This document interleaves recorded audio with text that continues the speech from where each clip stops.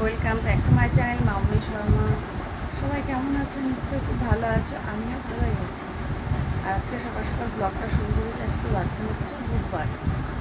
চলো সকাল থেকে ব্লগটা শুরু করেছি। ক্লাস টাস করা হয়ে গেছে আর মাথাটা ভ্যাকসিন নিয়েছি। চলো সঙ্গে থাকবো সারাদিন। এদিকে দেখো বিরিয়ানি হবে বলে এদিকে রসুন কাটতে শুরু করে দিচ্ছি। এদিকে চাল এটা ভিজাবো এখন গোলাপ জল কেওড়া জল দিয়ে। আর এখানে আলু আছে যতটা লাগবে পরিমাণ। আর এখানে টমেটো নিয়েছি, স্যালাড হবে আর মাংসতে দেবো। আর এখানে মশলাপাতি রয়েছে। আর এটার মধ্যে আছে বিরিয়ানির মশলা আছে।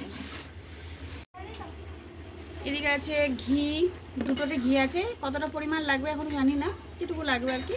এটা হচ্ছে কেওড়া জল, এটা হচ্ছে গোলাপ জল, এটা হচ্ছে আতর, এটা হচ্ছে বিরিয়ানির মশলা, আর এইটা হচ্ছে কেশর। হ্যাঁ প্রচুর প্রচুর লাগে। তাও জাফরানটা হয়নি, জাফরানটা বললো যে দিতে হবে না কালার।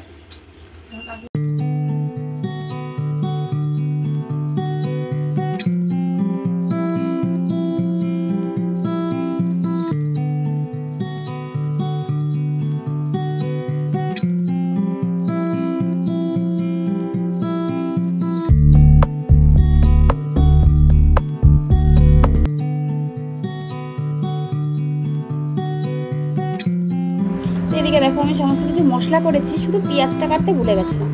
তা হচ্ছে পেঁয়াজটা কাটার জন্য আমি মেয়েকে বললাম মামা হচ্ছে 5-6-7টা মতো পেঁয়াজ আনতে বলেছি। হ্যাঁ 6-7টা। তা হচ্ছে ও কী করেছে, আমাকে বলছে মা এখানে 6-7টা পেঁয়াজ আছে। তা আমি বললাম এখানে 6-7টা নেই মামা, 6-7টা থেকে বেশি আছে। আমাকে কোশ্চেনটা করলো মামা তুমি তো 6-7টা আনতে বলেছো। আমার হচ্ছে হ্যাঁ 6-7টা থেকে অনেক আছে। তারপরে দেখুন আমাকে গুনে গুনে হিসাবটা বুঝিয়ে দিল। দেখুন ভুলটা আমার কোথায়।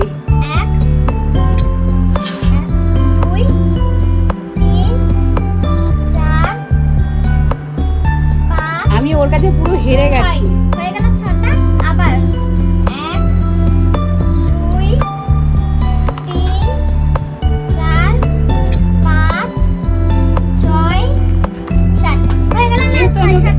যেহেতু আমি ওকে বলেছি 6-7টা আনতে, ও কি করেছে 6টা নিয়েছে আবার প্লাস 7টা। আমি বলছি এতগুলো আনলি কেন? বলছে তুমি তো বললে 6টা কি 7টা, 6-7টা, 6-7টা আনতে হবে। তাহলে ভুলটা কার? আমারই, তাই তো? তাহলে আমার মাম্মাম ঠিকই নিয়ে এসেছে পেঁয়াজ। থ্যাংক ইউ সোনা, খুব সুন্দর কিন্তু কথা বলে। একদিন বলছে যে আমি ডাল সোমবারে দেবো। তো বলছে মা আজকে তো কোনো রবিবারই হলো না, তাহলে রবিবারই আসলো না, সোমবার আমি ডাল সোমবারে দিচ্ছি। তো আমাকে রায় বলছে যে মা তো আজকে তোমাদের সঙ্গে একটা রেসিপি নিয়ে আসলাম। কি বলো তো, বিরিয়ানির রেসিপি। ঠিক আছে, অনেকদিন ধরেই ভাবছিলাম, তার রেসিপিটা বানিয়েও রেখেছিলাম, সেটা আমি আর এডিট করে ছাড়া আর হচ্ছিল না, তাই তোমাদের সঙ্গে এটা শেয়ার করছি।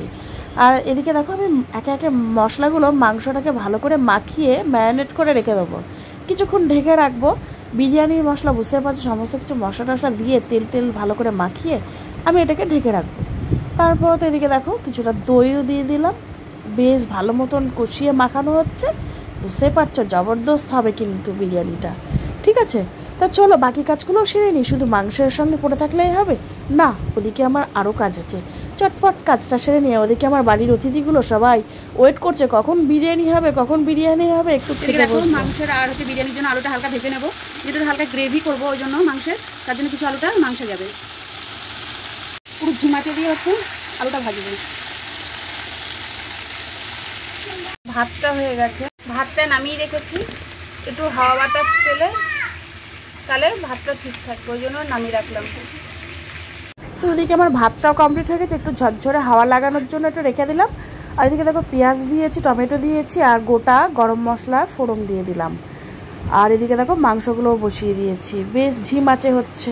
ঝিমাচে হতে হতে ভালো সিদ্ধও হয়ে যাবে।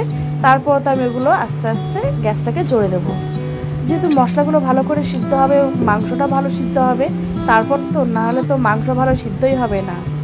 তো চলো মাংসটা সিদ্ধ হতে থাক, ভালো করে কষা হতে থাক, তারপরে আবার আসছি। এদিকে দেখো হচ্ছে মাংসটা প্রায় কষা হয়ে গেছে, অনেকক্ষণ ঢাকা দেওয়া ছিল তো জন্য জলটা বেরিয়ে গেছে।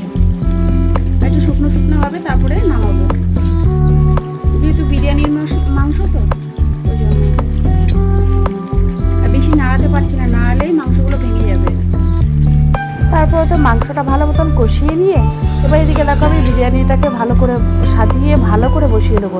আগে তলাতে ভালো করে ঘি দিয়ে মাখিয়ে নিলাম, তারপরে তো মাংস আর আলু দিয়ে দিলাম, তারপরে ভাত দিলাম, তারপরে আবার মশলা টশলা দিয়ে পরিমাণ মতন আবার এদিকে দেখো ভাত আর মাংস সেম একই এইভাবেই আমি দুটো গামলায় করেছি। যেহেতু আমার বড় পাত্র অসুবিধা হচ্ছিল তার জন্য আমি দুটো গামলাতে করেছি আমার সুবিধার জন্য। তোমরা চাইলে একটা গামলাতেও করতে পারো জানো তো। আর এদিকে দেখো মানে বিরিয়ানির গন্ধে আমার দুই মেয়ে দুবার ঘুরে গেল, মা কখন হবে? তা আমি বললাম একটু ওয়েট করো, এখন শুধু গন্ধটা বেরিয়েছে, জিনিসটা এখনো রেডি হয়নি। তারপরে তো আমার দুই মেয়ে ঠিক আছে দেখো পরের গামলাটা সেম সাজিয়ে নিলাম, একটা গামলা বসিয়ে দিলাম ওভেনে, 15 মিনিট হওয়ার পর তারপরে ওটাকে নামাবো। ঠিক আছে, এদিকে দেখো সেম আর একটা গামলাও আমি সেম একই সাজিয়ে নিচ্ছি। তোমরা চাইলে এইভাবেই করতে পারো, ভালো লাগে কিন্তু। আর আমি না একটু কেওড়া জল আর গোলাপ জলের গন্ধটা আতরের গন্ধটা বেশ ভালোবাসি, তাই আমি একটু পরিমাণ মতন একটু দিই। তা তোমরা চাইলে অনেকে খায় না, আমার একটু ভালো লাগে। এদিকে দেখো সেম সমস্ত কিছু দিয়ে সাজিয়ে নিলাম পরিমাণ মতন। লবণটাও কিন্তু দিতে হবে, আমি এখানে বলতে ভুলে গেছি, লবণটাও কিন্তু পরিমাণ মতন দিতে হবে। আর আমরা যদি ঘি খেতে ভালোবাসি, ঘিটাও কিন্তু বেশি পরিমাণে আমি দিই। আর এদিকে দেখো কেশরটাকে না আমি অনেকক্ষণ আগে ভিজিয়ে রেখেছিলাম, আর জাফরানের মানে ফুড কালারের বদলে আমি একটু হলুদ মিশিয়ে নিয়েছিলাম। ঠিক আছে, আমুল দুধের মধ্যে আমি কেশরটাকে ভিজিয়ে রেখে দেখো আমি শেষে একদম দিয়ে দেবো, কিন্তু সুন্দর কালারটা আসে জানো তো। যখন ঢাকা দিয়ে নামাই আমি তখন সুন্দর কালারটা আসে। তো চলো এইভাবে আমি বিরিয়ানি বানাই, তোমাদের যদি ভালো লাগে এই পদ্ধতিতে তোমরাও বানাতে পারো। আর ফুড কালারটা শুনেছি নাকি ভালো না খাওয়ার পক্ষে, তার জন্য আমি একটু হলুদ মিশিয়ে নিয়েছি। তোমরাও পারলে এটা করতে পারো, আবার অনেকে ফুড কালার খায়। তো যাই হোক, এদিকে আমার বিরিয়ানি এক পর্ব রেডি হয়ে গেছে, আবার এটাকে আমি নামিয়ে নিই। দারুণ এসছে কিন্তু কালারটা, ফ্লেভারটা কিন্তু খুব সুন্দর কালারটা এসছে, বেশ গন্ধটা খুব সুন্দর ছেড়েছে। তো চলো এখন টেস্ট করে দেখবে আমার মেয়ে কেমন হয়েছে। আমার মাম্মাম ছোট মেয়ে দেখবে, ছোট্ট মেয়ে। তো চলো একটু দিয়ে দিই ওকে, টেস্ট করে দেখে নিক। আর চিকেনের সাইজগুলো কিন্তু বেশ ভালোই বড় আছে। টেস্ট করানোর জন্য কিছুক্ষণ ঢেকে রাখি, ভাবে বেশ ভালো থাকবে। দেখো আবার গামলায় বসিয়েছি বিরিয়ানিটা, এদিকে একটু বসিয়েছি, 15 মিনিট হয়ে গেলে নামিয়ে নেব। তো এদিকে দেখো বিরিয়ানিটা,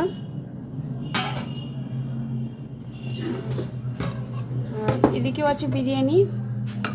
তো এই বিরিয়ানির থেকে কিছুটা খাওয়া হয়েছিল যখন বানানো হয় আর কি, আর এটা ফুল ধরা রয়েছে। তো চলো এখন একটু পার্সেল হবে, দু জায়গায় একটু পাঠাবো। এটাতে এক জায়গায় দেবো, আরেকটা এক জায়গায় দেবো, আর একটা এক জায়গায় দেবো। চলো এদিকে দেখো চিকেন চাপ পুরো কষা কষা করে। তো চলো এগুলো রেডি করে নিই। তোমাদের সব ফাইনালি দেখিয়ে দিলাম, এর মধ্যেও মাংস দেওয়া আছে। পার্সেল করেছি, এই একটা পার্সেল আছে, আর দেখি হবে। এদিকে দেখো ডিম সিদ্ধ, একটা ডিম ফেটে গেছে। এদিকে দেখো পার্সেলগুলো দেখলে ওগুলো না আমি ও বাড়িতে কিছুটা পাঠিয়েছিলাম, আর এক জায়গায় পাঠিয়েছিলাম, আর একটা ওর বন্ধুর বাড়িতে দিয়েছিল। তারপর তো এদিকে দেখো রাতে আমাদের সবার জন্য ডিনারে নিয়ে বসে পড়েছি। তা বিরিয়ানিটা খেয়ে না দারুণ লেগেছে। তা এত সুন্দর বিরিয়ানি আমার হাজব্যান্ড আমার বাচ্চারা খেয়ে অসাধারণ বলেছে। তা যাই হোক, আমার বিরিয়ানি ওরা খাওয়ার পর যখন বললো ভীষণ সুন্দর হয়েছে, খাওয়াটা বেশ ভালো হয়েছে, তখন না আমার সত্যি খুব ভীষণ ভালো লাগে।